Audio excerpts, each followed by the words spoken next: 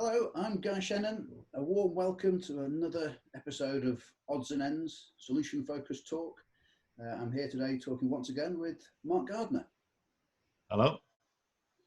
And today, we were going to continue on the theme as we've only recently started these conversations, the theme of what is solution focused practice that we were sharing some thoughts about last week.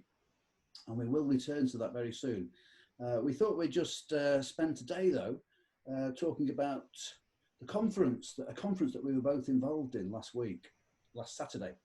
So it's still very fresh in our minds, and it was a very exciting event, and it was something that we were involved in organising because it was a conference organised by the Solution Focused Collective, we've mentioned in previous conversations of ours.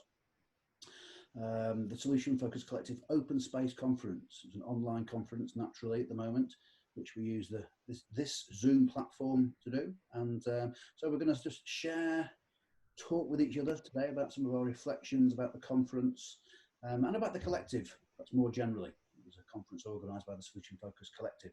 So Mark, do you want to kick off or just share a few general reflections on how the conference was for you? Yeah. The first thing that was really striking about it was certainly what seemed to me to be an impressive attendance.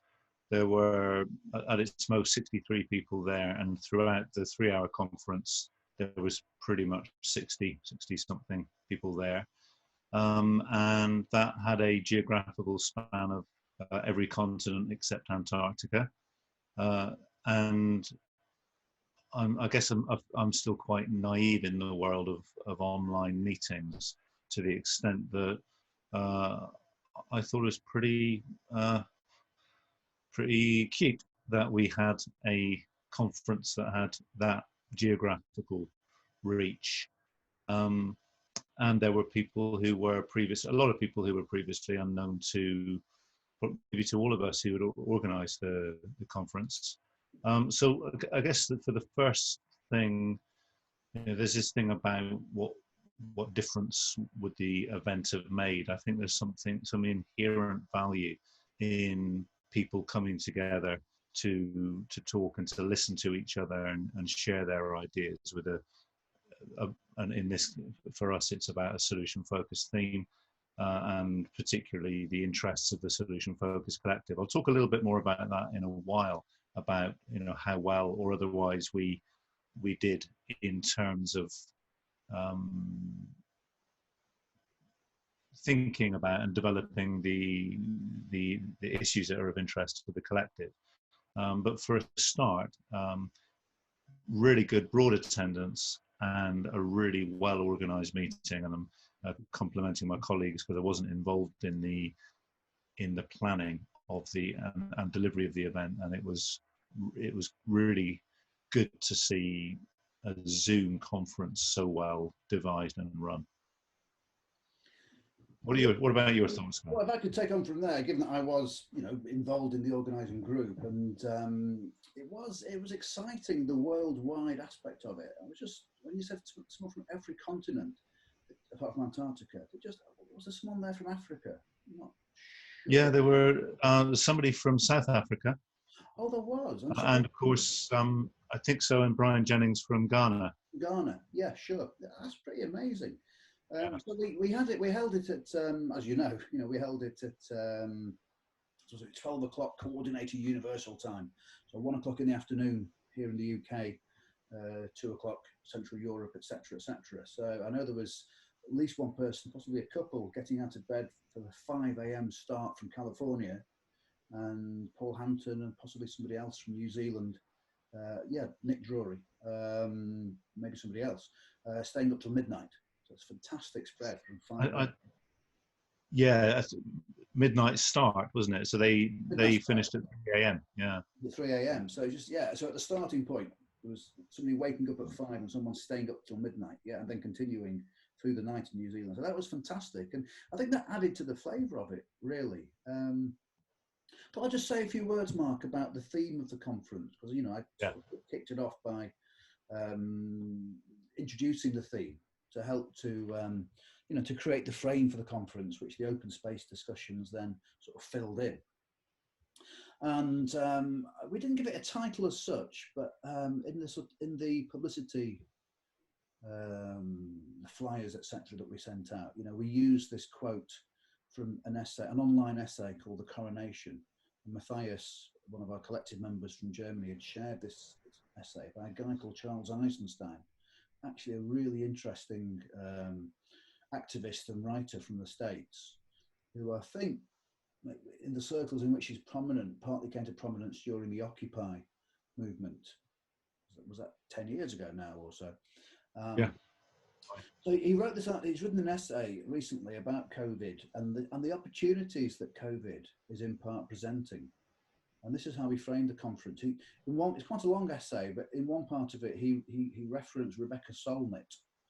And Rebecca Solnit is somebody I saw speak in London a few years ago when she was promoting a book called Hope in the Dark. Yeah. And that's an excellent book. And you can sort of get a sense of what the book's about from the title, Hope in the Dark. And another book that she wrote, A Paradise Built in Hell. I mean, she's an activist, I think from California, who's also involved in the Occupy movement and anti-war movement and so on and so forth. And I hadn't heard of A Paradise Built in Hell until I saw Charles Eisenstein reference it. Where it's about how people and communities respond to disasters and how communities can come together. Hence, the title, A Paradise Built in Hell. So we quoted, he wrote something like, as Rebecca Solnit said in her book, A Paradise Built in Hell, disaster liberates solidarity, and a more beautiful world is shimmering below the surface. I mean, how amazing is that? So I think it was actually the conference linked both those ideas together, that disaster liberates solidarity. And so this has been happening all over the place, and not to be too starry-eyed or Pollyanna-ish about it, but there has, I think, been a genuine development of solidarity, of coming together of various communities, strengthening of communities in the face of COVID. And the solution-focused community is one aspect of that. I mean, 3 days before our conference, there was the second UK ASFP gathering, online gathering, post-lockdown, post-COVID, UK Association of Solution-Focused Practice. And they've had about 70 people getting together on Zoom, these two sort of Wednesday afternoon gatherings. And a couple of people, Dominic, who we talked about last week, Dominic Bray, who with Vicky Bliss wrote the article that we were talking a lot about in terms of what is solution-focused practice. Dominic and Kidge Burns both did little presentations to sort of kick off discussions in this UK Zoom meeting last Wednesday. And Dominic was briefed to talk about the macro and Kidge the micro. And Dominic, Dominic's, I don't know if Dominic knew about the SF Collective conference. Shame I'm not sort of ready to share the slide on the screen now of the questions that he posed, but they were very similar. Dominic's a clinical psychologist in England who works in palliative care, and he's very experienced at working with people who have got cancer and who are sort of end of life care that he works in, and he referred to the sort of the blessing in disguise feeling that some people with cancer can have or voice. And so he very nicely, I thought, connected or had an analogy with that individual response to cancer to a world or community response to COVID. Very similar to this Rebecca Solnit Paradise Built Out of Hell. And Dominic's question was something like, if COVID-19 was a message to humanity from the universe, something like that, then what might you notice tomorrow morning when you woke up? Something like that.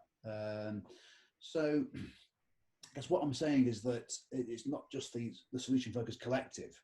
That is, we are a collective. We have these ideas about working as a community and widening our sort of thinking about who is doing solution-focused work, working as a community rather than working as an individual, and working with communities rather than just working with individuals.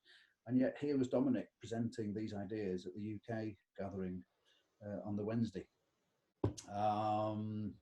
So so I use the Charles Eisenstein essay and the Rebecca Solnit book, A Paradise Built in Hell, to sort of introduce the theme of our conference, which was to come together in solidarity at this moment, and to look for this more beautiful world that's shimmering below the surface, and both in the future, but also where we can see it already, either below the surface, or to continue the metaphor, just arising above the surface already.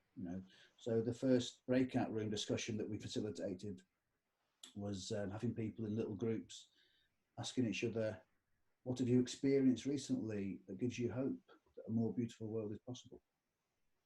So that's sort of, that was a theme that we talked about. Mark, do you want to take on from there? Yeah.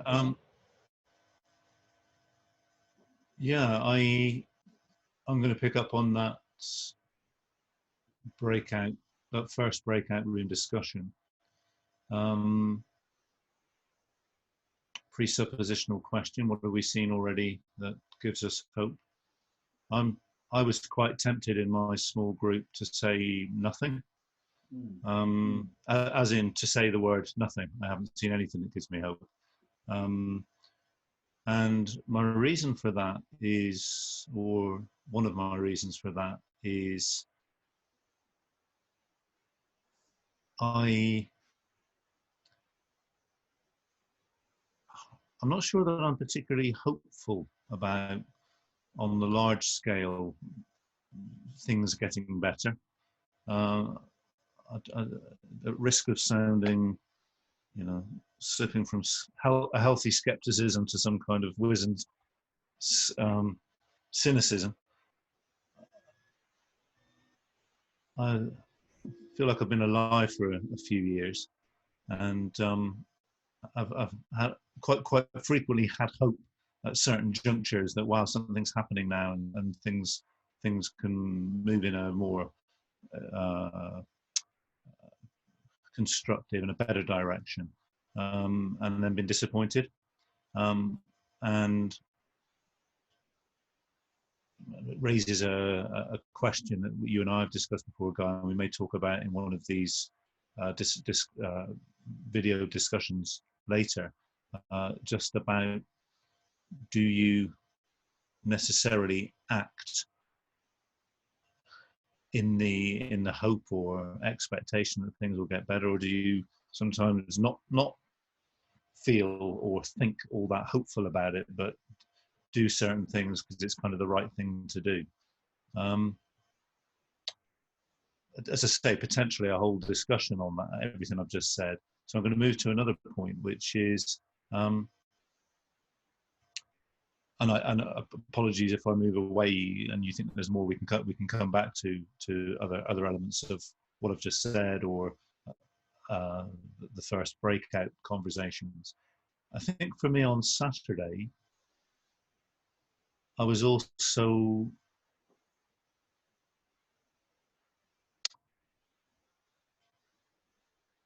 aware that the Solution Focused Collective is in its early stages, and its profile is steadily growing. And we had in the early days a lot of conversations about what is the Solution Focused Collective, what does it stand for, what's it trying to do, what could it become, what will it be doing, and I think Saturday, with 60 plus people there,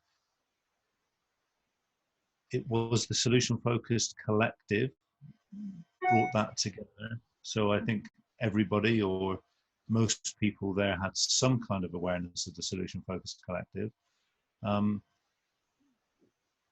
not sure that the conversations were all as mindful of that context as they might have been, and I think that's something that can develop more in future conferences. And that's it's a sort of critique of Saturday, but not at all a criticism. I think it's an emergent discussion. Thank you for listening. I talked a lot now. No, not well, yeah, I think it's generated a lot of interested in the collective. But I'll come back to that in a moment, Mark. I just want to say just one more thing about the breakout room initial discussion. A couple of things, actually. I'm really interested in what you said, you said it to me before as well, about hope and that we don't, the acting, because my reading and thinking about hope in the past year or two, couple of years, is that I've been thinking that action suggests or implies hope. You know, if somebody's doing something, then they must have some hope. So actually, this is quite fundamental in solution focus, because if someone comes to me, says, I need some help, I want to, can I have some therapy? That's an action, I suppose, but it is an action. I talk about the fundamental assumption of solution focused practice being that if someone does that, then they must have some hope that something could come from our conversation together, from our work together. But let's come back to that, because that's a big discussion about hope and about solution focused practice. And if I can just respond with something that we'll expand on more. In that first breakout room that I was in, Paul Z. Jackson, referred to the individual level, secondly the organizational level, and you could say the collective level, and then thirdly the political level. And I certainly have hope on the individual level, to some extent on the organizational collective level, and precious little on the sort of political level. More another time. Okay, yeah, it's interesting again in itself. Good. Second thing I was just going to add was, we had some, when we were organising the day, and that first question that we invited people to discuss in the breakout rooms, I was toying with, so we ended up with, what have you experienced recently that suggests, or that gives you some hope that a better world or a more beautiful world is possible? Another possibility was, what have you participated in? I was thinking of saying, or we were thinking of saying, what have you experienced, or what have you participated in recently? And we sort of pulled away from the participated in. We didn't want people to feel that they have to have done something special. What have you done? Which is a very classic solution-focused question. When I sort of start training courses, ask people to sort of share in a small group as a starting point, something you've been pleased to notice about, and I might say about your work recently, but I actually emphasize something you've been pleased about how you've done your work, the way you've gone about your work. So something that you've done, and we sort of pull back from that in this. We wanted to have people think about the world around them, and as maybe helping people to widen their gaze from their own actions to the world, looking at the world. So I just, so if anyone is actually watching and listening to us talking here, they're interested in if people want to think about, what have you experienced, what have you felt, what have you seen around you, in the world around you, that either gives you hope or suggests that a better world is possible. Maybe think about that question, and then think about the question, if we ask you now to talk about what have you done or participated in, and what would be the difference? So that's about the breakout room question. And Mark, you took us on to thinking about critiquing some of the conversations. I mean, were you really saying there some of the conversations perhaps didn't go quite as far as you'd have liked them to go, or weren't quite as on topic as you'd like them to? Yeah, in as much as or reflecting the context that this was a solution-focused collective conference. So the idea of collective social action and environmental action, using solution focus principles and wisdom. In my experience of Saturday, not all the conversations were reflected that was the context. And I'm not surprised by that. And I think it's our job as the collective to kind of facilitate that, where we're holding events, to the way we frame it, the way we facilitate it. Yeah, I mean, I think it's a big ask. It's something, it's quite new. It's the idea of collective social actions or environmental actions being done in a solution focused way or being solution focused. I think this is a big thing for all of us to, most of us, to get our heads around and think about. And yeah, I think this is something we'll keep plugging away with and will come with time. Yeah. I think at the Zebra Collective, you're an organisation which is taking these ideas further into practical action than some other people, than others of us. So yeah, I think it's going to come. One of the thoughts I had was, when the next event happens, there's an opportunity for us to begin it by, first breakout rooms perhaps could be people having an opportunity to talk about, any stories about something that they did differently or more of in light of having attended that first conference. Be useful. I think it would be both a useful opportunity to hear those stories and maybe for everyone to draw clues from them, and also to kind of state or restate or contextualize about the Solution Focused Collective. Okay. Should we just head towards the latter part of this? Well, I think we're in the latter part of this conversation, Mark. You talk about the next conference. Just to say, if anyone's interested, here's a little plug for our mailing list. If anyone wants to hear about the SF, the Solution Focused Collective activities, email us at Solfos Collective. This will be coming underneath our picture now. I think this email address, solfocollective@gmail.com. Look at the website, our developing website, solfocollective.net. Or Facebook page, join the Facebook group, check out the tweets on Twitter at Solfa Collective. So we'll be, I think the energy that was being created for the collective will be following up for sure. And there's also the reading group meeting about every 6 months that you're hosting, Mark. Do you want to say? 6 weeks. Sorry? Every 6 weeks. Sorry.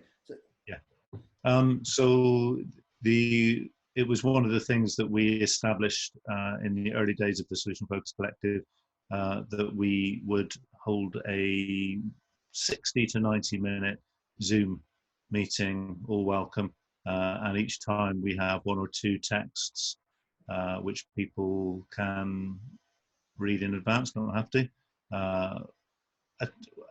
giving us a bit of a focus for discussions around collective solution focused action and thinking. So we probably run 4 or 5 now. Yeah. The very first one we read and talked about Radical Help by Hilary Cottam, as you know, partly on your recommendation, Mark. And then I think it's okay to announce here that we've written a book review for the Journal of Solution Focused Practice as a Solution Focused Collective reading group of Radical Help, which will be published at some point. It's been accepted, so we're very pleased about that. A collective review. So watch this collective space. Any final thoughts, Mark? Any final comments? No. That's been done. Yeah. So maybe next week we'll go back to what the hell is solution focused practice. I think that's a good title for next week's discussion. Okay. All right. Thank you, Mark. Cheers, Guy. Cheers.